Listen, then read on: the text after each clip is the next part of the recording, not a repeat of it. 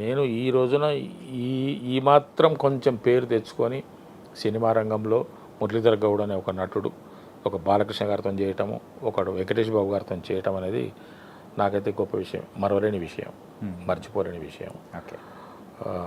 ఒక తృప్తికరమైనటువంటి అనుభూతినిచ్చినటువంటి విషయం. దీనికి ఈ రోజున నేను ఈ విధంగా ఉండడానికి కారణం నేను గుర్తుంచుకునే వ్యక్తులు ఇప్పటికీ ఈ రోజున ఉన్నప్పటికీ ఒక ముగ్గురు. ఓకే. ఒకటి తరుణ్ భాస్కర్ గారు, ఆయన పునాది వేశారు. బలగం సినిమాలో వేణుకు ఎందుకో నా మీద నమ్మకం. అన్న మీరు ఎప్పటికీ అన్న ఈ సినిమా రిలీజ్ అయిన తర్వాత మీకు ఇంకా తిరుగుండదన్న, ఆరోగ్యం ఒకటి మీరు జాగ్రత్తగా చూసుకోండి, మీరు ఒక దశాబ్ద కాలం పాటు మీరు బిజీ ఆర్టిస్ట్గా ఉంటారు అని చెప్పేసి అని ఒక ఆశీపూర్వకమైనటువంటి అభినందన తెలిపి మనసులో ఉన్నటువంటి మాటను చెప్పి, నువ్వు నాకు ఎప్పుడు కారులో కనపడాలన్నా, నువ్వు అంటే మనం నడుచుకుంటూ తిరుగుతుంటాం కదా, స్కూటర్ మీద తిరుగుతుంటాం కదా, నువ్వు ఎప్పటికీ నాకు కారులో కనపడాలని చెప్పేసి అని అన్న వ్యక్తి వేణు. అంటే దైవం మానుష రూపేనా అన్నట్టుగా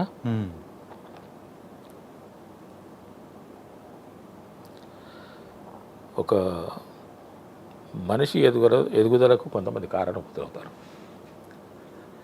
అలాగా అనిల్ రావుపూడి గారు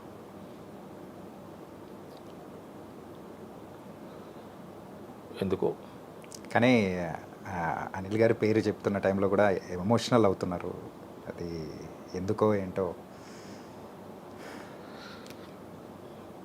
అసలు మీ లైఫ్లో ముగ్గురు ఇంపార్టెంట్ అని చెప్పేసి ఆ ముగ్గురు గురించి చెప్పారు, కానీ అనిల్ రావుపూడి గారి పేరు వచ్చినప్పుడు మాత్రం చాలా ఎమోషనల్ అయిపోయారు.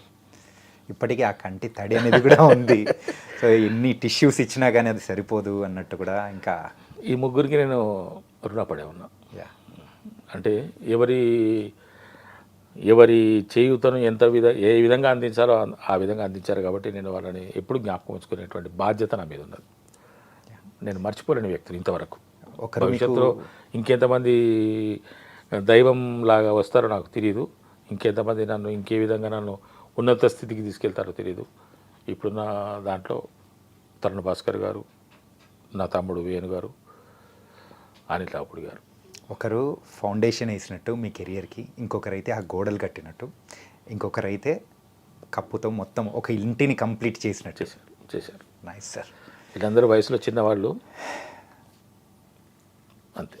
కానీ మీరు ఏ క్యారెక్టర్ చేసినా కానీ దానికి తగ్గ న్యాయం అనేది కూడా చేస్తూ, అంటే మురళీధర్ గౌడ్ అంటే ఇప్పటికీ ప్రత్యేకంగా అందరూ ప్రేక్షకుల మనసులో నిలిచిపోయే క్యారెక్టర్స్ చేస్తూ ఉన్నారు. It was very very nice. నా అదృష్టం అది. నాకు ఇంకా మంచి పాత్ర దొరకాలి, నేను ఇంకా మంచి ప్రతిభావంతంగా క్యారెక్టర్స్ పోషించి ప్రేక్షకుల అభిమానాన్ని చూరగొనాలని, వాళ్ళ యొక్క అభినందనలు అందుకోవాలనేటువంటి తాపత్రయంలో ఉన్నా.